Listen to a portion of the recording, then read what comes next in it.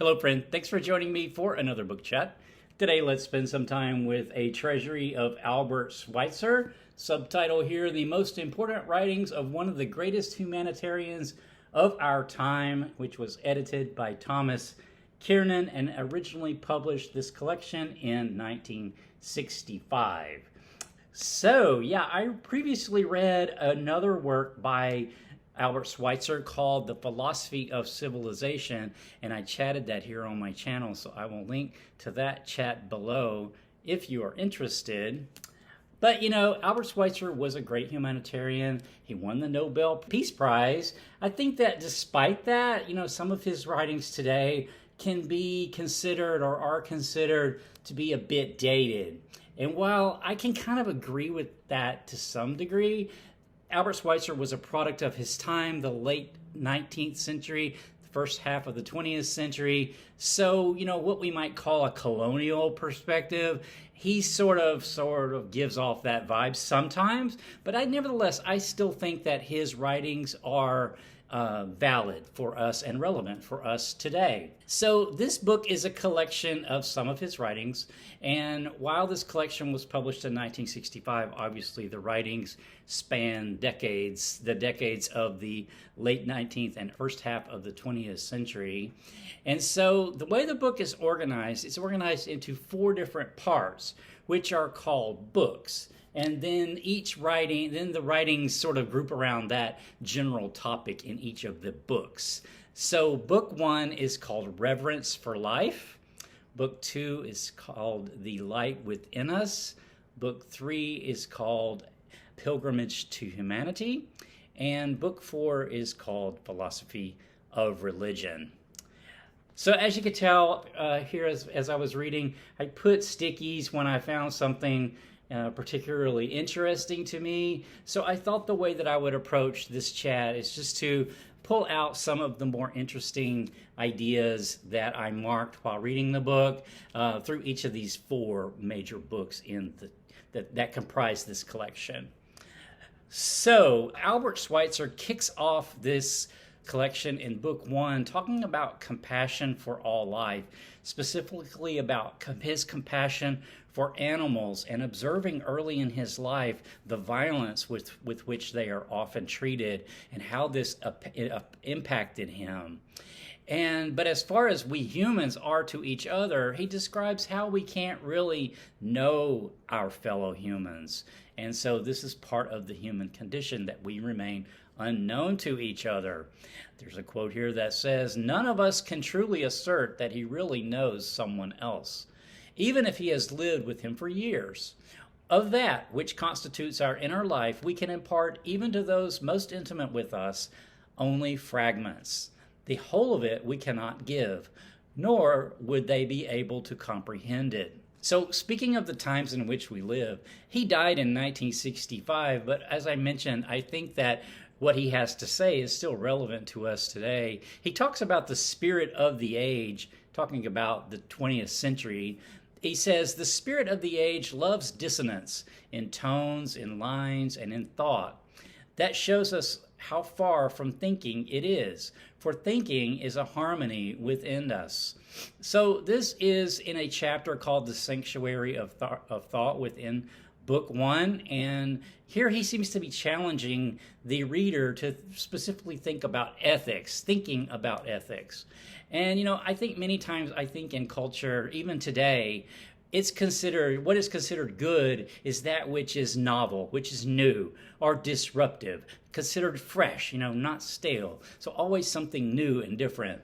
And I think Schweitzer would think this was a very superficial way of looking at the world.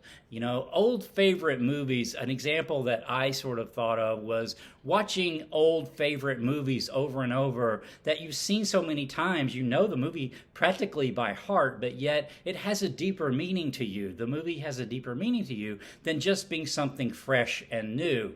Whereas others, only want to see the latest movies. They don't want to rewatch anything they've already seen. So to me, it's a deeper experience to rewatch the movie over and over, because you're obviously getting something deeper, a deeper meaning from it, as opposed to just getting something new.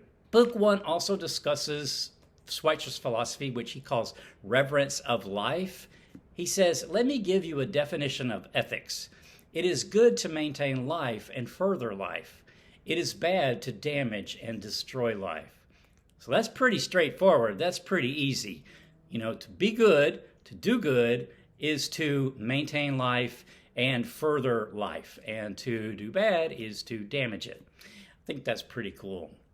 So we can achieve this reverence, I took away from his writings, through love. If you approach all living things with love, how can you ultimately do violence towards it or harm it in any way? He goes on to say, from such a point of view, good means to maintain life, to further life, to bring developing life to its highest value.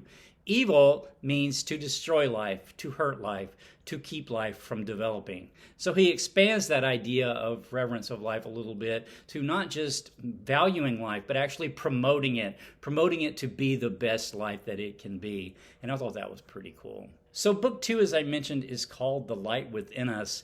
I pulled one quote from that section that I thought was pretty cool. It says, whoever is spared personal pain must feel himself called to help in diminishing the pain of others. We must all carry our share of the misery which lies upon the world. I think that's so cool. He goes on then to say, similarly, not one of us knows what effect his life produces and what he gives to others.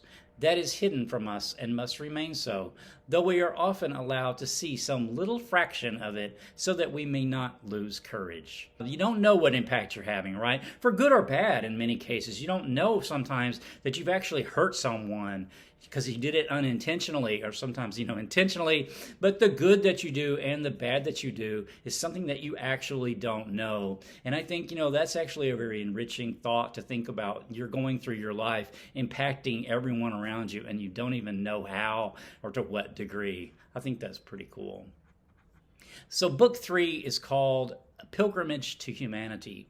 So here he talks about the kingdom of God. He frames this in Christian terms, this philosophy in Christian terms.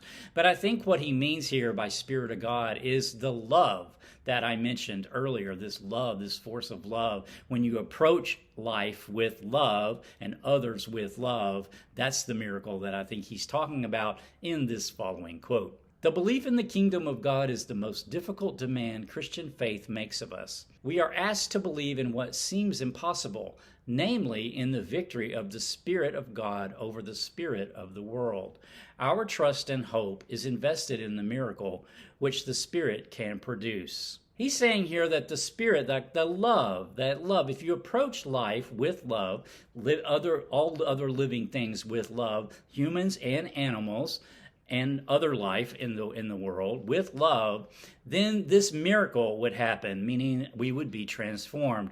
Our whole civilization would be transformed. And I think that's what he's talking about here with the miracle. So the last section of the book is book 4. It's called The Philosophy of Religion. And here he goes into a discussion of the philosophy of Kant's philosophy of religion. And there was a interesting discussion there. I didn't pull any quotes from that section, but nevertheless, it was an interesting read as well. So I think that I will leave the chat there. I could go over quite a few more quotes, but I think that sort of covers the general idea. His main idea is actually reverence of life and how to develop that within ourselves and how that would change really the world.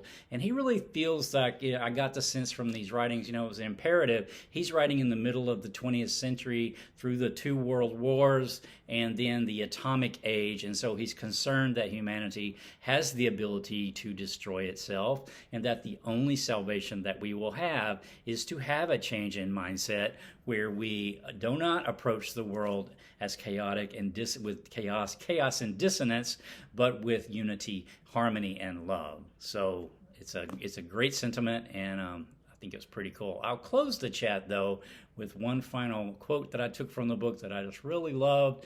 It says, "When I look back upon my early days, I am stirred by the thought of the number of people whom I have to thank for what they gave me, or for what they were to me. At the same time, I am haunted by an oppressive consciousness of the little gratitude I showed them while I was young.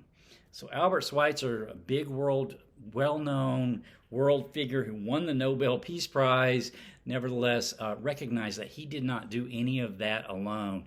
All of his work that he did in his life, he recognized was due to the contributions of others to his life and to his work, and he recognized that, and I think that is very true and very cool and very something very important, I think, for me and for everyone to really be aware of and to remember that, you know, no one really ever does anything totally on their own. So I think I will close the chat with that. My next chat is going to be, let me just pull up the cover. The Path of Daggers by Robert Jordan. This is book 8 in the Wheel of Time fantasy series I've been reading my way through. I will have a chat on this coming up really soon. Until next time, take care.